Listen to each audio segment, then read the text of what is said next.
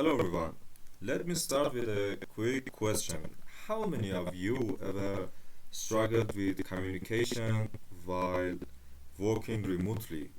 Maybe a missed message, a confusing email, or a meeting that could have been an email. You're not alone. Remote communication has become one of the biggest challenges in today's work culture. My name is Human. My friends call me Human, but officially my name is Ali Salehi. And today I'll walk you through a very relevant topic, the challenges and solutions of remote communication.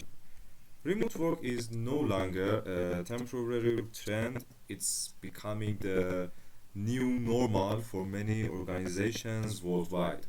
And good communication is the key to making it work.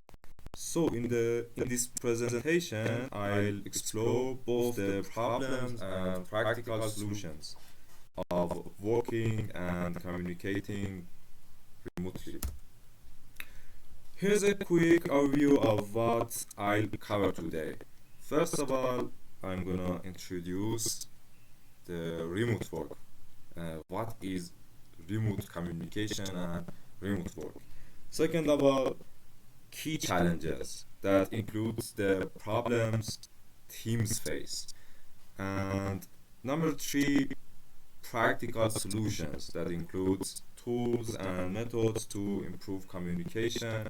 Number four, best practices, which includes lessons from fully remote companies. And at the end, we have conclusions, which includes key takeaways and final thoughts. Let's start with a simple question. What is remote communication? It's how we connect, collaborate, and work with others when we're not physically in the same place or space. Remote communication became the norm during the pandemic, COVID pandemic. But even afterward, it has stayed, and for good reason. Global teams, flexible hours, and work from home setups all rely on remote communication.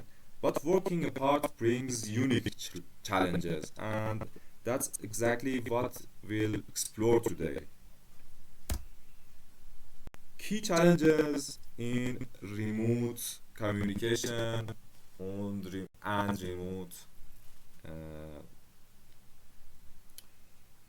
remote communication.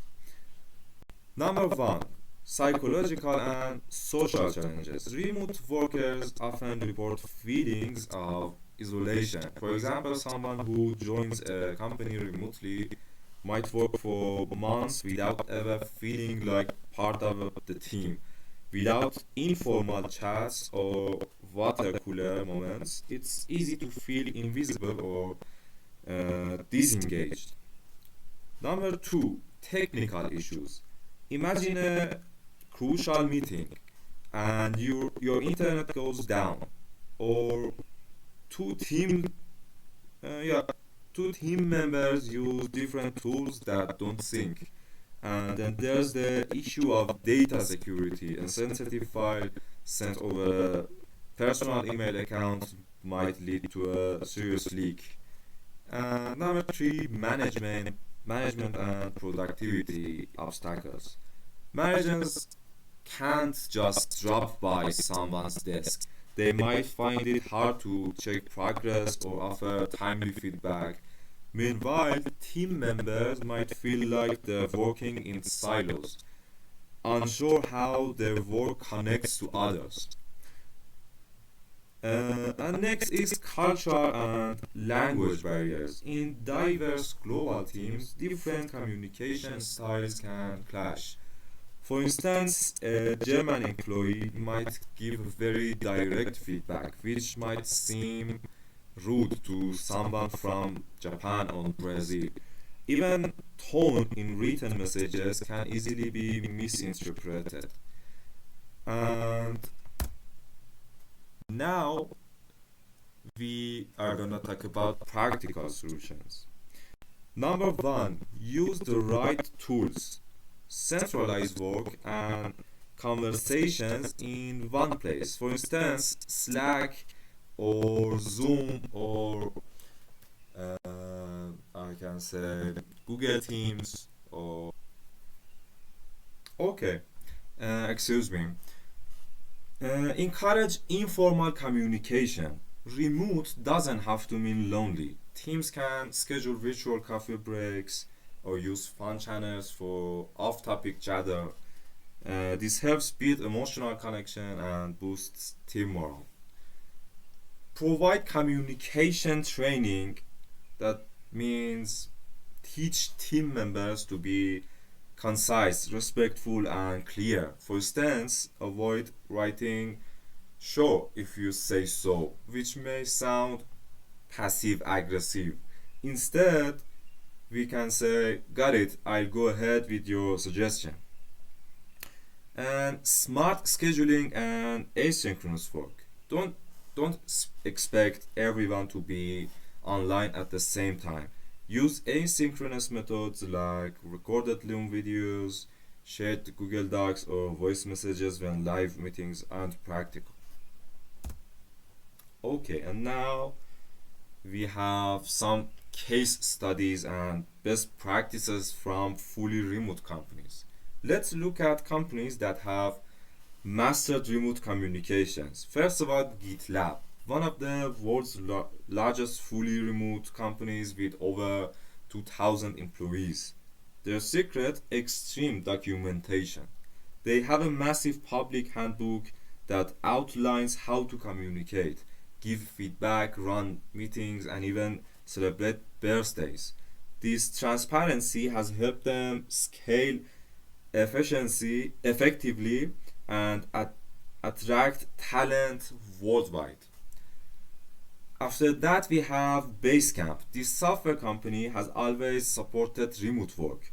They limit the number of meetings, encourage written clarity, and use long form communication instead of quick chats so people can think before responding. They found that this leads to fewer misunderstandings and less burnout. And the last one, Doist. They are makers of Todoist. That's a famous application. Doist operates across more than 30 countries with a fully remote team. They prioritize deep work and allow asynchronous communication, which gives employees flexibility without compromising productivity. These companies prove that when remote communication is intentionally designed, it can lead to success, not chaos. And at the end, conclusion. So, what have we learned? Remote communication isn't just about internet tools. It's about human connection, clarity, excuse me, clarity and culture. To thrive in a remote environment, we need the right tools, clear expectations and processes, time to connect socially, and the emotional intelligence to bridge distance with empathy. Because communication doesn't just happen, we have to design it. And these are my references. I use